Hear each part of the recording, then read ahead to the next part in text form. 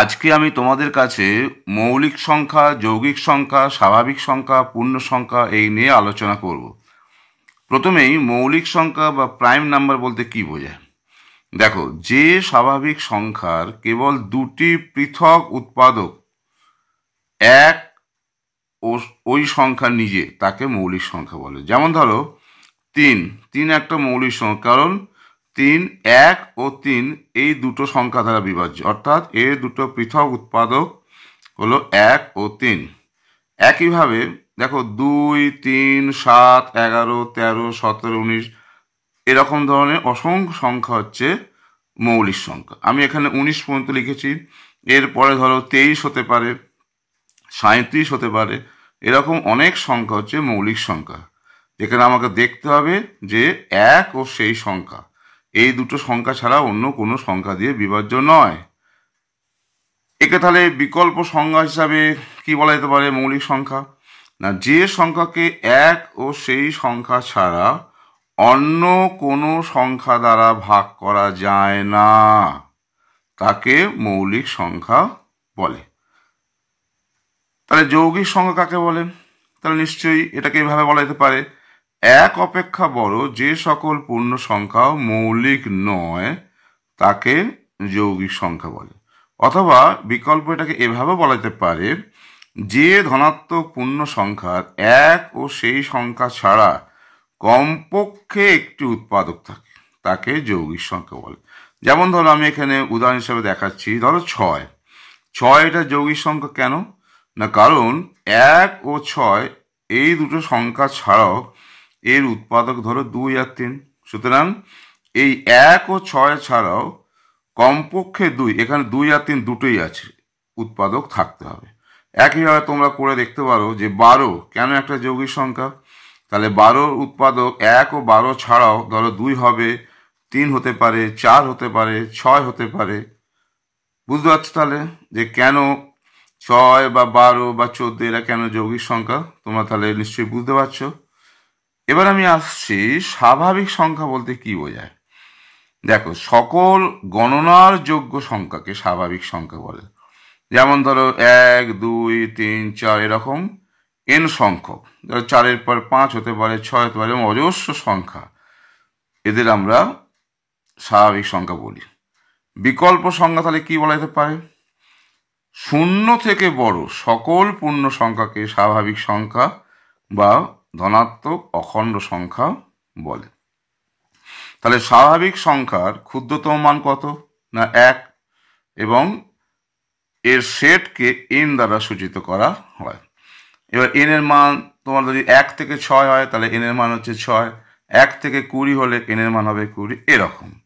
ওকে, তাহলে পূর্ণ সংখ্যা বা হোল নাম্বার বলতে কি বোঝায়? দেখো, যে সকল সংখ্যার কোনো ভগ্নাংশ থাকে না, যে সকল সংখ্যার কোনো ভগ্নাংশ থাকে না তাদের বলা হচ্ছে পূর্ণ সংখ্যা। যেমন ধরো 1 হতে পারে, -6 হতে পারে, 8 হতে পারে, -9 হতে পারে, 14 হতে পারে, এরকম আরও অনেক অজস্র সংখ্যা হতে পারে।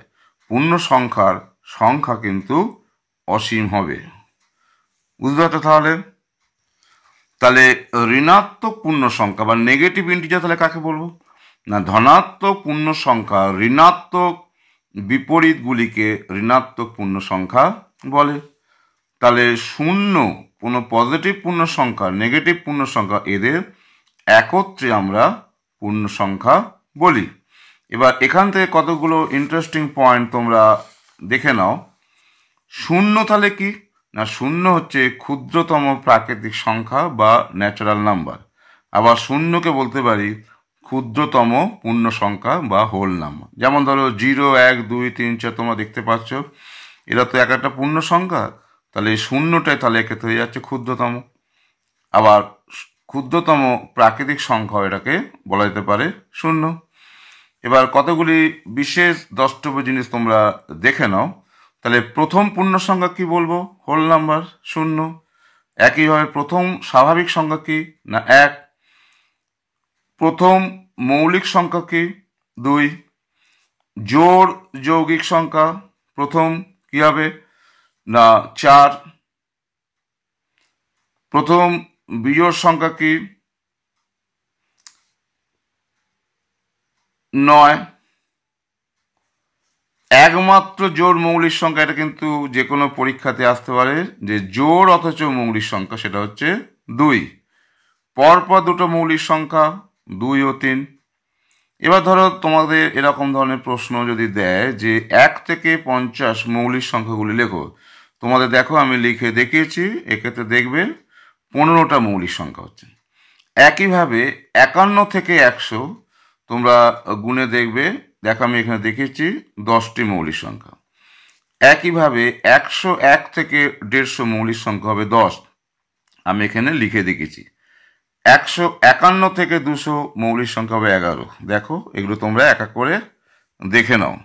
সুতরাং তোমরা গুণে দেখবে যে 1 থেকে 200 মোট মৌলিক সংখ্যা হয়ে যাচ্ছে 46টা। বুঝতে পারছো? তাহলে 2 অঙ্কের ক্ষুদ্রতম মৌলিক সংখ্যা কত? 11।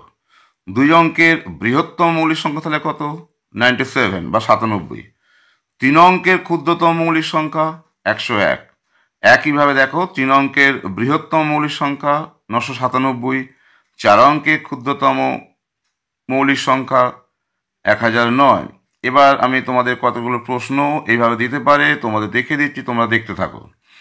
যদি এরকম বলে যে 1 থেকে 20 পর্যন্ত মৌলিক সংখ্যাগুলির যোগফল কত, তোমরা লিখে দিয়েছি, করে দেখবে 77। একইভাবে যদি বলে যে 1 থেকে 20 পর্যন্ত যৌগিক সংখ্যাগুলির যোগফল কত, তোমরা দেখো যৌগিক সংখ্যাগুলো লিখে দিয়েছি, করে দেবে 134। এবার যদি বলা হয় যে শূন্য কেমন সংখ্যা, শূন্য হচ্ছে এমন একটি সংখ্যা যা মৌলিকও নয় যৌগিকও নয়। ওকে। আবার দেখো যদি এরকম বলে বৃহত্তম ঋণাত্মক পূর্ণ সংখ্যা কি? -1। ক্ষুদ্রতম ধনাত্মক পূর্ণ সংখ্যা তাহলে হবে 1। একইভাবে বলা যেতে পারে ক্ষুদ্রতম প্রাকৃতিক সংখ্যা, প্রাকৃতিক পূর্ণ সংখ্যা তো 1। একইভাবে এরকম বলা যেতে পারে ক্ষুদ্রতম এক অঙ্কের প্রাকৃতিক সংখ্যা কত? 1। সিমিলারলি বলা যেতে পারে এক অঙ্কের ক্ষুদ্রতম এক অঙ্কের পূর্ণ সংখ্যা কত? না 0। যদি এরকম বলে যে 1 থেকে 50 পর্যন্ত স্বাভাবিক সংখ্যা বা ন্যাচারাল নাম্বারগুলির যোগফল কত, তোমরা করে দেখবে যে যোগফল হচ্ছে 1275।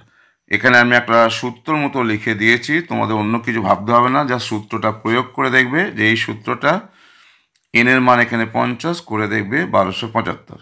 একইভাবে এই সূত্র প্রয়োগ করে যদি বলা যায় যে 1 থেকে 100 পর্যন্ত স্বাভাবিক সংখ্যাগুলোর যোগফল কত, তোমরা এমনি করেও দেখতে পারো বা এই সূত্রের সাহায্য করে দেখতে পারো, 5050।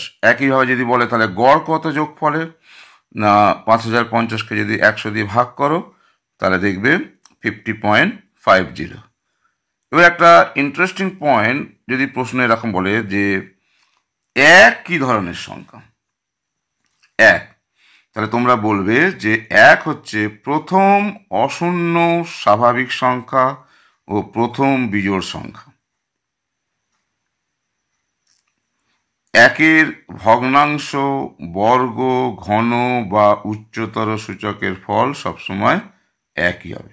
তাহলে আজকে আমি তোমাদের কাছে যৌগিক সংখ্যা, মৌলিক সংখ্যা, স্বাভাবিক সংখ্যা, পূর্ণ সংখ্যা এবং এই সংখ্যা তো অনেক ছোট ছোট অবজেক্টিভ টাইপের প্রশ্ন নিয়ে আলোচনা করলাম। তোমরা এগুলো দেখে নাও ভালো করে। এগুলো তোমাদের যে কোনো ধরনের পরীক্ষায় অবজেক্টিভ প্রশ্ন হিসাবে কিন্তু আসতে পারে। তাহলে আশা করি তোমরা আজকে বুঝতে পারলে, এগুলো তোমরা প্র্যাকটিস করো, তাহলে এই ধরনের যে কোনো ছোট প্রশ্ন তোমরা করতে সমর্থ হবে। সুতরাং আজ এ পর্যন্তই।